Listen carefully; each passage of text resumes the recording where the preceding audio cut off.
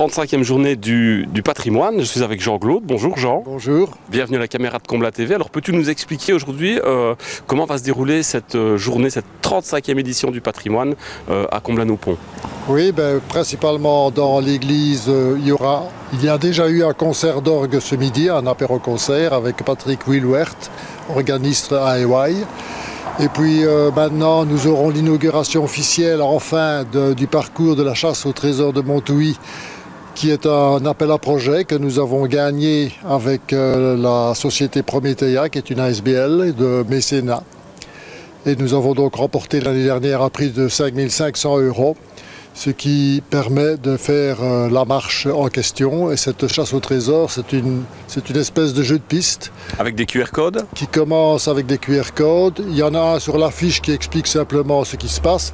Mais le plus important, c'est le premier code qui se trouve sur la façade du musée, qu'il suffit de scanner et nous arrivons sur une page internet qui explique alors ce qu'est le musée, comment il a vécu, ce qu'il était avant, un presbytère, un café, etc.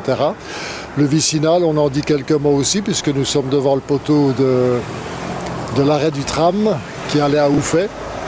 Et puis ensuite, le code QR nous conduit vers le suivant, et il y en a 8 au total, ce qui constitue une balade de découverte du patrimoine bâti de Comblain-au-Pont, avec 8 points à découvrir sur Comblain-au-Pont. Donc il y a les balades, l'orgue que l'on peut visiter, je présume. L'orgue à la fin de la séance, on termine par l'orgue dans l'église quand elle est ouverte bien sûr, mais de toute façon nous avons un numéro de téléphone qu'on peut contacter au cas où on veut absolument voir l'orgue et il suffit de le téléphoner et on vient. Et alors à Mont se déroule apparemment un jeu de loi. À Mont, dans la ferme de François Van Zelen, au Ré 2, la ferme du Ré 2 à Tiche, il y a en effet un jeu de loi géant qui est ouvert tout le temps pour toutes les familles, les enfants, puisque les journées du patrimoine sont principalement dédiées aux jeunes. Donc on veut vraiment que les jeunes découvrent le patrimoine.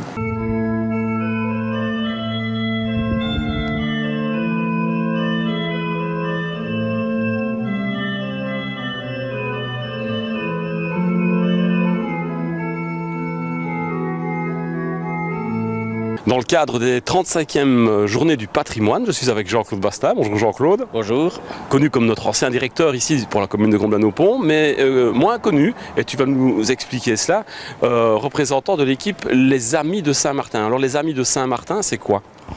Donc la fabrique des églises avait pour projet de rénover le bâtiment de l'église, les vitraux, l'orgue, etc. Je ne fais pas partie de la fabrique des églises, mais la fabrique voulait s'ouvrir à d'autres personnes. Et ils ont créé le comité des Amis de Saint-Martin, s'ouvrant à toute personne qui est intéressée par le patrimoine de l'église. Et il y a beaucoup de patrimoine dans cette église-là. Il y a l'orgue qui en vaut vraiment la peine.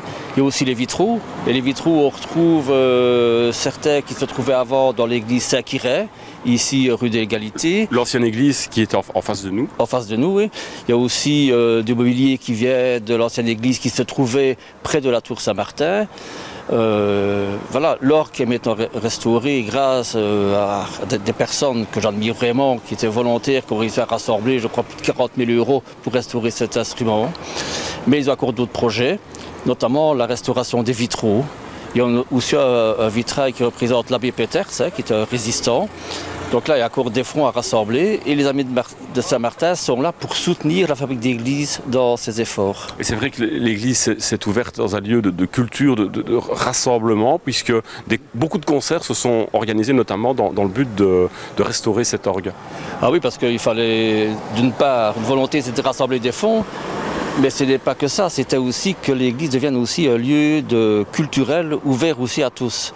Voilà, c'est important. Le patrimoine concerne tout le monde, pas seulement les personnes qui partagent une foi, tout ça. Donc voilà, c'est ouvert à tout le monde. Donc pour les Amis de Saint-Martin, celui ou celle qui voudrait, je vais dire, intégrer l'équipe ou participer, est-ce qu'il y a une adresse internet, un mail pour s'inscrire ou pour venir vous rejoindre? C'est simple, il suffit simplement qu'ils mettent les Amis de Saint-Martin, Comblain-au-Pont sur Facebook, et ils auront tous les renseignements. Ou même sur Google, pour ne citer que celui-là. Et ça, ils vont tomber dessus sans aucun problème. C'est gentil Jean-Claude, merci. Cette maison était considérée comme étrange autrefois. Fantastique. Maléfique même.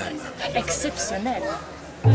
Elle attirait par le charme indéfinissable qu'elle dégageait lorsque le beau temps était là. Journée du patrimoine dit Échefa du patrimoine. Bonjour Pierre Warzé. Bonjour Georges. Le comité Saint-Martin, la fabrique Saint-Martin, les amis de Saint-Martin, Jean-Claude, on en discutait tout à l'heure. C'est quoi ce comité de Saint-Martin, du cimetière? Le comité du cimetière Saint-Martin, c'est un comité qui s'est créé avant tout pour d'abord mettre en valeur, préserver et assurer la restauration et la pérennité du site de Saint-Martin qui est derrière nous et qui est un site magnifique.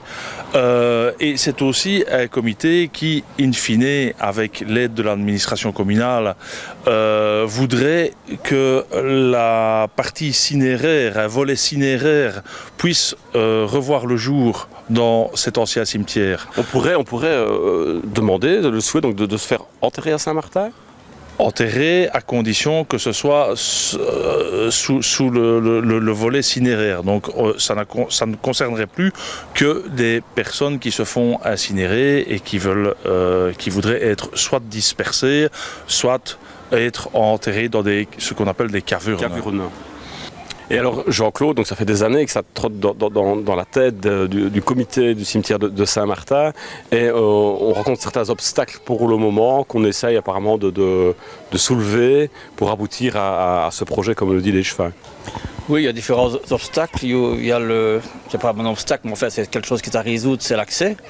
Parce que pour que des personnes puissent y être inhumées et pour que les familles puissent se rendre au cimetière, il faut qu'il y ait un accès. Ça, c'est le premier volet. Les autres volets, c'est qu'il y a du travail à faire.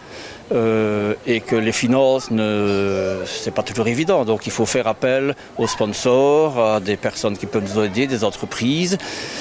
On a aussi besoin, donc pour ça, on a besoin de gens qui nous aideraient, et ça c'est très concret, à nous faire des devis aussi pour les travaux qui soient réalisés. Donc si on veut demander de l'aide aux sponsors, aux mécènes, il faut qu'on leur dise voilà combien il nous faut. Et des professionnels du métier qui viennent et qui bénévolement accepteraient de faire des devis pour les travaux qui sont à faire. L'appel est lancé, voilà. Et un autre appel, surtout aux gens de Comblain, qui ont de la famille au cimetière, on veut essayer de retracer l'histoire des familles qui sont déjà inhumées, qui sont inhumées depuis la fin des années 1700.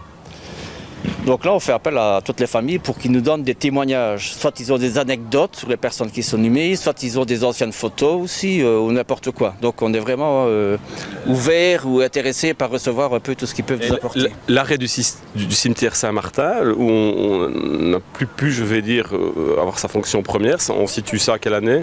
Quelques années avant la guerre 40-45. Sinon, on a inhumé là, au niveau historique, c'est des périodes assez intéressantes, puisqu'on y retrouve fin du Moyen-Âge, on y retrouve la période française, on y retrouve la période hollandaise et le début de la Belgique jusqu'au début de la Seconde Guerre.